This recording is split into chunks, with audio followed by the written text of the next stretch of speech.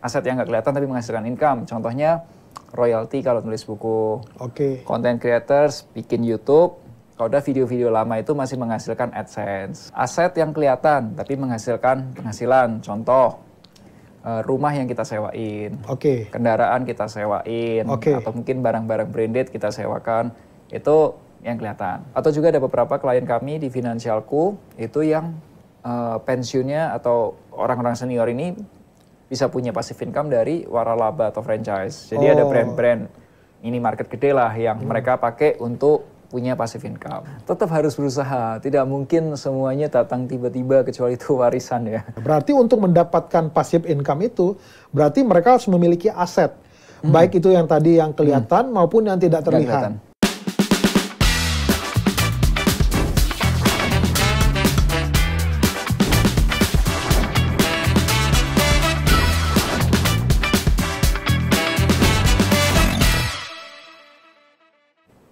Oke, hari ini kita bertemu lagi membahas terkait topik tentang keuangan.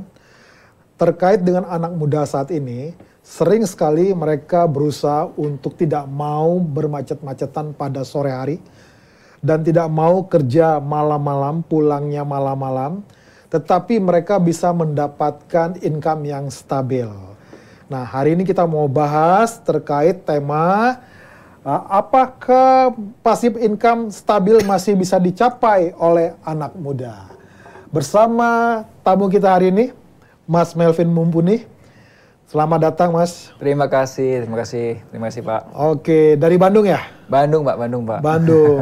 Oke, makasih ini udah datang ke Fitpos. Sama-sama, Pak. Dan hari ini kita mau bahas terkait bagaimana anak muda ingin memiliki passive income. Oh, is good. Nah, sebelum membahas itu, mungkin Mas Melvin bisa bantu. Apa itu passive income? Definisinya apa? Oke, ya, passive income itu kalau menurut pandangan saya atau definisi menurut saya adalah segala sesuatu, mau itu yang kelihatan, mau itu yang nggak kelihatan, tapi menghasilkan pemasukan buat kita. Oke. Ya, biasanya sesuatu yang kelihatan nggak kelihatan itu kita sebut aset. Oke. Aset yang kelihatan dan tidak kelihatan. Oke, bisa dijelaskan lebih rinci seperti apa maksudnya? Aset yang kelihatan tapi menghasilkan penghasilan. Contoh, rumah yang kita sewain, kendaraan kita sewain, atau mungkin barang-barang branded kita sewakan, itu yang kelihatan. Yang nggak kelihatan tapi bisa menghasilkan income, aset yang nggak kelihatan tapi menghasilkan income. Contohnya royalti kalau nulis buku, content creators bikin YouTube, kalau udah video-video lama itu masih menghasilkan AdSense. Jadi video-video lamanya itu ya, stok video lamanya. Terus kemudian kayak teman-teman saya di industri properti, agent property atau agent insurance itu punya penghasilan yang namanya itu overriding business. Jadi komisi yang didapat atas penjualan tim. Jadi dia membangun tim. Ya, membangun tim. Itu juga nggak kelihatan tapi juga menghasilkan income. Atau mungkin juga atlet-atlet saya ngefans gitu ya sama atlet-atlet seperti Michael Jordan. Yang setelah pensiun dia lebih kaya daripada waktu dia main gitu karena ada Nike Air Jordan, royalty atas Air Jordan-nya, atau juga Roger Federer yang Uniqlo RF gitu. Nah itu juga masih ditransfer ke Roger Federer. Nah itu adalah passive income. Oh, itu passive. Nah pertanyaannya, yang membuat anak muda sekarang sangat giat untuk mendapatkan passive income itu apa?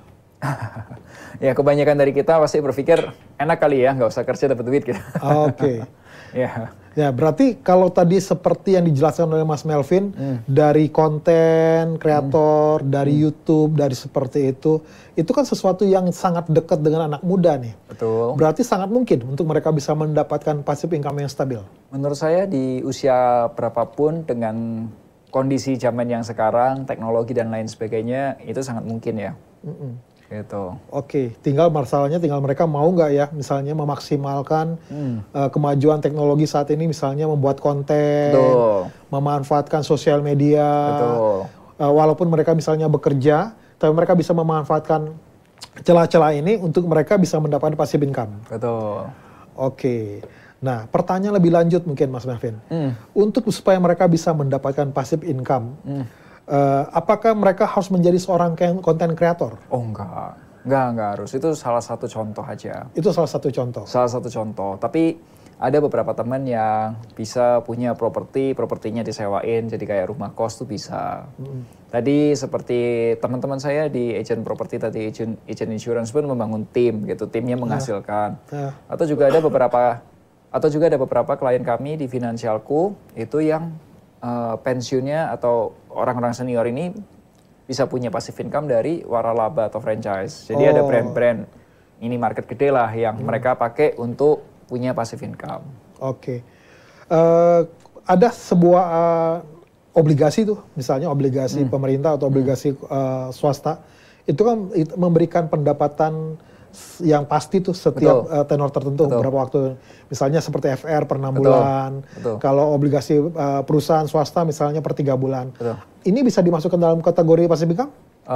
Kalau kami mengkategorikannya itu investment income, jenisnya adalah interest income.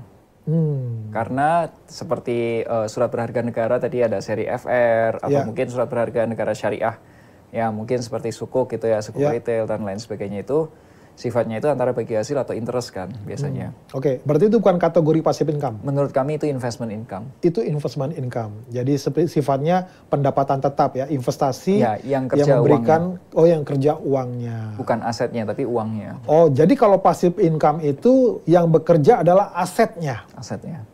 Oke. Jadi yang bekerja asetnya. Berarti untuk mendapatkan passive income itu berarti mereka harus memiliki aset. Baik itu yang tadi yang kelihatan maupun yang tidak terlihat. Oke. Nah, bagi anak-anak yang muda yang misalnya yang mereka sedang bekerja, belum lagi di tengah himpitan misalnya mereka harus menanggung beban keluarga dan satu sisi bersamaan dengan harus menanggung beban keluarga. Kan bagi mereka sulit untuk mendapatkan aset yang kelihatan ini. Dulu. Sekarang jauh lebih mudah. Oh ya? Seperti apa misalnya mudahnya? Seperti yang mungkin kita pernah bahas sebelumnya itu, orang kerja, koda kumpulin cash, koda diinvestasikan, begitu modal cukup, buka gorengan aja itu, franchise gorengan aja udah menghasilkan tambahan 2-3 juta itu udah bisa cash out. Sekarang yang kopi keliling yang pakai motor listrik tahu? Itu juga penghasilan kurang lebih 2 juta, 3 juta masih bisa dapat. Oke. Oh, jadi dia membuat franchise atau dia ambil franchise? Beli aja. Oh, beli franchise. Karena terlalu sibuk kan dengan kerjaan kantor, nggak mungkin menjalankan gitu. Ya sudah ikut aja. Dan itu cukup mudah, cukup murah. Murah tidak, tapi bisa. Oh. Franchise gitu kurang lebih masih di bawah 100 juta. Makanya itu supaya dari penghasilan kerja aktif, kalau misal ini katakanlah apa ya, profesional yang profesional lah, baru masuk kerja gitu, fresh graduate atau baru mungkin pengalaman kurang dari 5 tahun gitu ya. Dari hasil kerja diputar dulu di investasi, contohnya di pasar modal, di saham, supaya capitalnya atau modalnya itu bertumbuh. Nah, ketika modalnya bertumbuh, belanjain aset yang menghasilkan cash flow. Oke. Kenapa dia nggak tetap aja di saham, Mas? Bisa, tapi ada resiko? Bukan. Itu memang memperbesar capital, yes, tapi tidak menghasilkan cash flow langsung. Oke. Kecuali saham-sahamnya saham-saham yang dividen investing. Tapi kalau dividen investing, katakanlah kita invest 100 juta. Di Indonesia beberapa saham yang perform atau yang bagus dividennya 10%. Berarti setahun cuma dapat 10 juta. Tapi kalau 100 juta itu kita pindahin ke sini, ini bisa menghasilkan 2-3 juta per bulan. Oke, lebih besar daripada yang 10 juta per tahun. Oke. Oh, itu sebabnya kenapa mereka meningkatkan uangnya di pasar saham, baru nanti mereka masukin ke yang sifatnya yang aset yang tadi ya. Ya, itu salah satu strateginya aja, putar. Salah satu strateginya. Oke. Setuju atau tidak setuju? Passive income merupakan uang yang masuk tanpa usaha. Tidak setuju. Tidak setuju? Tidak setuju. Kenapa? Tetap harus berusaha. Tidak mungkin semuanya datang tiba-tiba kecuali itu warisan ya. Oh, oke. Nggak ada yang namanya kita santai-santai, kalau tiba-tiba aset ada gitu, kecuali warisan gitu. Oke. Nah, situasi ekonomi yang saat ini, kita tahu inflasi yang cukup menantang ya, dan sulit mendapatkan pekerjaan tetap. Nah, ini kan membuat passive income itu semakin sulit. Nah, menurut Mas Melvin, bagaimana anak muda di situasi yang seperti sekarang ini untuk bisa memiliki passive income yang seperti mereka dambakan? Nah itu, sulit itu kalau anak muda saat ini sulit untuk mendapatkan passive income kalau nggak ngerti caranya. Nggak ngerti caranya. Ya. Caranya bisa di-spill, Mas? Ya tadi, jadi dari hasil kerja, itu sebagian keuntungan, atau tadi yang seperti hasil kerja, di-saving dulu, terus sisanya belanjain. Nah dari saving itu ketika ada opportunity di pasar modal, mulai masuk beli saham. Yang diskon-diskon aja dulu, atau yang lagi terdiskon. Nah nanti ketika sudah dapat keuntungan, modalnya cukup besar, mulai belanjain. Belanjain apa? Passive income, atau aset-aset yang masih bisa dibeli dengan modal tersebut. Tapi kan masalahnya mereka mungkin agak sulit mencari saham-saham yang lagi terdiskon. Ya, itu fungsinya kami. Oh. Fungsinya kami, perencana keuangan kami salah satunya di Finansialku, kami bantu supaya ya mungkin buat teman-teman yang sibuk gitu dengan pekerjaannya, butuh research atau butuh informasi, ya itu tugas kami lah. Oke. Nah, sekarang setuju atau tidak setuju? Hanya orang dengan modal besar yang bisa menciptakan passive income yang stabil. Enggak juga. Modal itu tidak hanya uang ya. Uang besar itu sangat-sangat membantu. Kalau uangnya besar justru lebih gampang lah. Kalau untuk beli passive income, beli properti lebih gampang gitu ya. Tapi bukan berarti kalau modalnya terbatas nggak bisa. Tetap bisa. Ada beberapa content creators yang punya penghasilan rutin dari YouTube channelnya. Ya, ada juga yang punya beberapa warung makan, atau mungkin sekarang ada banyak franchise warung makan Tegal. Atau mungkin juga kalau di kota-kota besar ada yang jualan kopi keliling gitu pakai motor listrik gitu ya. Oh, udah banyak banget. Jadi nggak harus orang punya modal besar untuk dia bisa mendapatkan passive income ya. Artinya ini berita bagus buat anak-anak Gen Z, anak-anak milenial. Ya, yang penting satu tetap kreatif. Kedua, mulai mempelajari atau cari tahu cara strategi mainnya. Itu. Mungkin bisa di-spill buat pemirsa. Apa itu? Cara strateginya yang 3 mungkin caranya gimana? Ya, yang penting pertama itu memang perlu. Kalau nggak ada modal sama sekali nggak mungkin, pasti harus ada modal uang, itu perlu. Nah tapi untuk nyari modal ya tadi, salah satunya dari saham gitu, pasar modal. Nah setelah itu, berarti langkah apa yang paling sederhana mencari dari saham? Salah satu cari modal dulu, yang penting punya modal kan. Nah modal ini bisa dibikin kayak apakah misal dibikin kayak content creators, bikin channel YouTube, atau apapun itu. Kenapa? Ketika kita bikin konten, itu salah satunya itu meningkatkan personal brandingnya kita, gitu. Itu sangat membantu. Kedua, selain itu ada juga tadi seperti teman-teman saya di agent property atau di agent insurance, mereka bangun tim, kemudian untuk ada penghasilan overriding bisnis. Overriding bisnis kalau belum ada tim ya nggak ada, makanya harus membangun tim, bukan permainan individu tapi permainan tim. Nah, yang ketiga tadi contohnya ya kalau sudah modalnya cukup, ya baru bisa beli kayak waralaba yang di bawah 100 juta, atau juga waralaba itu banyak banget Pak tingkatan levelnya. Ada yang di bawah 100 juta, ada range 100 sampai 1M, ada 1 sampai 5M, atau mungkin yang di atas 5M gitu. Yang tergantung mau masuk yang mana. Properti pun juga macam-macam. Properti dari DP yang di bawah 100 juta ada, apartemen yang disewain harian itu ada. Tapi ada juga properti yang DP-nya ratusan juta sampai 1M ada. Ya, atau rumah kos-kosan yang mulai dari sekitar 1M sampai 5M gitu. Itu juga ada. DP-nya ya, atau uangnya harganya gitu. Ada. Jadi ibaratnya mereka udah mulai mencari informasi-informasi yang seperti Mas Malvin sampaikan. Lalu intinya ya tinggal mereka pilih yang di mana nih yang cocok seperti itu. Ya, toolsnya banyak Pak. Toolsnya banyak. Jadi supaya anak muda ini nggak terintimidasi dengan istilah investasi atau return, jadi mereka bisa memulai dari yang tidak terbebani sesuai dengan yang mereka mampu. Betul. Mereka mampu. Nah, yang berikutnya Mas Melvin, ada nggak tips bagaimana cara menghitung passive income yang mereka butuhkan, berapa modal yang harus mereka punya? Kalau modal tidak ada hitungannya Pak, tapi kalau orang mungkin teman-teman pernah dengar seorang penulis buku namanya Robert Kiyosaki. Nah dia ngasih taunya gini, kalau financial freedom atau kebebasan keuangan itu ketika passive income itu bisa lebih besar daripada expenses-nya. Itu bisa passive income lebih besar daripada pengeluaran gitu. Ya tergantung pengeluarannya juga seberapa besar kan. Oke, gitu. Jadi ibaratnya dia harus menghitung nih berapa pengeluarannya, berarti passive income-nya harus lebih besar daripada pengeluaran dia. Ya, passive income itu sebenarnya menarik Pak. Coba contoh ya Pak. Coba bayangin. Ada orang yang setahun kerja, mungkin eksekutif ya levelnya mungkin bisa manajerial lah ya. Itu penghasilan setahun katakanlah sama gaji, tunjangan, bonus dan lain sebagainya bersih sekitar 500 juta setahun. Ya. Ya. Kalau ada penghasilan atau orang tersebut punya 2-3 rumah kos yang penghasilan setahunnya 500 juta juga. Secara angka bisa nggak orang itu pensiun? Udah bisa. Bisa.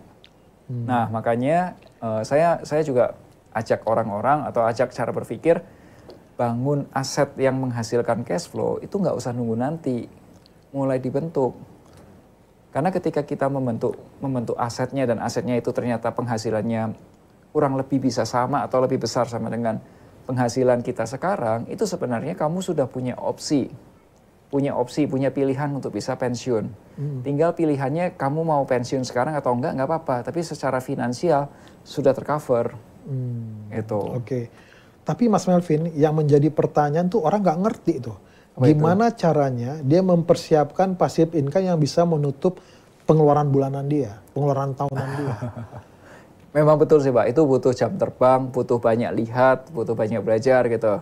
Ya puji Tuhan pekerjaan kami sebagai financial planner memungkinkan kami belajar dari klien-klien kami. Jadi kami tahu gitu, lihat, oh ternyata sebelumnya Bapak ini bekerja sebagai salah satu direksi di PT ini, penghasilan sekian, terreplace atau digantikan penghasilannya dari ada rumah kos, ada beberapa waralaba minimarket gitu. Oh ternyata bisa. Jadi kami banyak belajar situ. Memang betul Pak, itu butuh jam terbang, butuh knowledge, butuh juga network, kenalan gitu, siapa yang bisa bantu cariin ini, bantu cariin opportunity itu emang sih Pak. Oke. Nah, berarti untuk yang misalnya untuk anak-anak yang baru mulai ini, berarti mereka disarankan untuk mereka belajar ya. Belajar untuk mereka menciptakan passive income, dimulai dari modal yang kecil, mencari opportunity yang sesuai dengan kemampuan mereka. Untuk mereka akhirnya tahu, oh ini passive income tuh seperti ini. Betul. Kalau misalnya masih muda-muda banget, saya lebih menyarankan itu perkuat active income dulu Pak. Active income? Ya, kenapa? Karena pengalaman belum terlalu banyak, uangnya juga belum terlalu banyak. Mungkin pengetahuannya pinter, bagus, karena dibantu dengan teknologi, ada ChatGPT dan lain sebagainya. Skill belum tentu. Ya makanya itu harus dinaikin dulu, supaya apa? Kemampuan anak itu, kemampuan orang itu untuk menghasilkan uang itu udah cukup gede. Nah, sekaligus memperbesar network. Gitu. Nah, ketika itu sudah pengetahuannya udah tinggi, skillnya udah makin keren, networknya makin luas, biasanya passive income itu akan lebih mudah kebuka. Oke, jadi fokus dulu di active income. Baru dari situ barulah fokus ke passive income. Oke, ada tips gak dari Mas Melvin? Bagaimana anak-anak Gen Z milenial ini memiliki strategi untuk meningkatkan active income? Pertama, kalau menurut saya ya, yang saya pelajari adalah satu, dia memang harus invest atau belanja segala sesuatu untuk dirinya sendiri. Contoh, paling nggak ambil lisensi atau kursus. Jadi ambil melengkapi pelatihan dirinya dengan skill ya. Betul. Contoh kalau kami di industri keuangan, perencana keuangan, waktu itu kami ambil sertifikasi yang namanya Certified Financial Planner. Itu international certification. Terus kami melengkapi juga dengan lisensi dari OJK, Wakil Manajer Investasi. Juga kami ngambil beberapa course lewat online. Sekarang kan banyak itu Pak, kayak contohnya kalau boleh sebut merek, contohnya ada Coursera atau Udemy atau apapun itu gitu. Atau mungkin juga beberapa sekolah-sekolah top dunia itu punya online course, itu kita bisa subscribe atau beli dan belajar dari situ. Oke. Intinya adalah mereka harus mengaktifkan, menambah skill mereka untuk supaya aktif income-nya bertambah. Baru mulai memikirkan passive income. Passive income dimulai dari yang sederhana. Yang penting mereka tahu, oh ini loh cara mendapatkan passive income modalnya begini. Baru pelan-pelan mereka akan hitung passive income-nya cukup gak untuk menutupi pengeluaran bulanan. Kurang lebih seperti itu. Nah, bagaimana anak muda bisa mengedukasi diri sendiri lebih lanjut tentang investasi dan keuangan secara umum agar lebih siap menghadapi masa depan yang tidak mudah? Iya ya, kalau saya melihat anak muda itu tuh belajar atau tahu informasi baru itu dari teman-temannya, dari ya lingkungan komunitasnya. Jadi ketika komunitasnya itu isinya pebisnis, ya nanti dia akan ikut bisnis. Komunitasnya dia misal apa trader gitu atau pedagang saham gitu, ya dia akan ngikut saham gitu. Atau pedagang kripto dia akan ikut kripto. Atau apa misal komunitasnya dia di bidang grup apa perweddingan gitu, dia juga akan jadi salah satu vendor wedding dan lain sebagainya. Jadi tergantung komunitas mana yang masuk kan. Nah ya jadi kalau teman-teman pengen tahu seperti itu ya lihat komunitas mana yang bisa bantu dirinya untuk upgrade sebenarnya. Gitu karena di Indonesia itu literasi orang atau orang itu mau baca buku itu tuh rendah. Rendah ya. Ya jadi sebenarnya idealnya adalah dengan membaca buku kita itu bisa banyak dapat informasi. Saya pun juga melakukan itu Pak. Jadi saya membiasakan paling nggak sebulan itu ada 4 buku lah ya. Oke. Jadi saya tuh mempelajari bagaimana cara orang lain itu berpikir. Oke. Apakah itu saya setuju atau tidak? Bisa jadi setuju, bisa enggak, atau setengah setuju, setengah enggak gitu. Tentang orang penulis itu ngomongin topik apa, tapi dari situ saya melihat ada banyak point of view gitu. Nah dari situ baru kita bisa mempertajam atau memperkaya, oh cara berpikirnya itu begini, oh cara berpikirnya itu begitu gitu. Oke. Nah berarti untuk anak Gen Z milenial, bahwa untuk mendapatkan passive income yang stabil, itu sangat mungkin. Sangat mungkin. Dan bisa. Ya, tinggal bagaimana mereka mengikuti, mempersiapkan seperti yang tadi Mas Melvin sampaikan. Betul. Active income, lalu dari situ baru mulai menyisihkan untuk passive income. Mulai perlahan-lahan passive income-nya ditambah supaya pengeluaran bulanannya ditutupi oleh passive income. Betul. Dan mereka akhirnya mengalami kebebasan finansial. Betul. Oke. Nah, terakhir Mas Melvin, bisa nggak dirangkum dalam sesi kita hari ini? Untuk Gen Z milenial yang mereka ingin tertarik menyiapkan passive income, apa yang harus mereka lakukan? Tips-tips dari Mas Melvin sebagai penutup kesimpulan dari acara hari ini. Tadi seperti yang saya sampaikan, pertama perbesar dulu active income-nya. Nah kemudian yang kedua, rumusnya adalah dari penghasilan ya dikurangin savingnya dulu. Ya, baru sisanya dibelanjain atau sisanya dihabisin buat belanja hidup bulanan. Nah dari saving yang nomor 3 ini, itu segera cari peluang atau opportunity, misal contohnya di pasar modal atau mungkin di opportunity lainnya. Karena dalam setahun itu pasti ada peluang-peluang bagus atau saham-saham bagus itu terdiskon. Nah dari situ bisa terjadi atau bisa menghasilkan modal itu bertumbuh.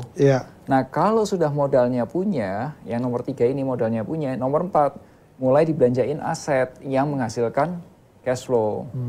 Ya, tapi saya tahu mungkin beberapa teman-teman atau penonton juga ini tuh seperti apa ya. Jadi kurang lebih gini, saya tahu ini vocabnya kayak teknis banget di financial ya. Tapi ibarat kata kalau misal kita sakit gigi kan perginya ke dokter gigi ya. Ya kalau misal kita punya concern atau punya problem di keuangan, ya tanya sama orang yang ngerti gitu. Ya nggak apa-apa, nanti dicoba dijelasin karena biasanya saya jelaskan sesuai dengan konteksnya masing-masing klien gitu. Oke. Demikian hari ini tips bagaimana kita memiliki passive income yang stabil bersama Melvin Mumpuni. Oke, terima kasih untuk hari ini. See you.